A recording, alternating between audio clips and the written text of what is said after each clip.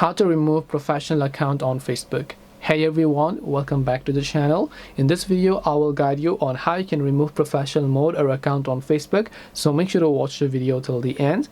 If you want to remove the professional account or professional mode on Facebook, go ahead and launch your Facebook application here. And once you launch your Facebook app, you're gonna see this type of interface where what you need to do is you need to come to your profile page, and you can currently see I have a professional account because you're seeing followers instead of friends. And if you want to remove this professional mode, you can just turn on the three dots icon here, and then here you can see turn professional mode off. And when you tap on this option here, you can tap on continue and then tap on turn off, and professional mode will get successfully disabled. This way you'll be able to turn off professional mode on Facebook. Hope this video is very helpful. If you have got any more questions, then feel free to leave them down below. Thank you for watching till the end, and see you soon in our next video.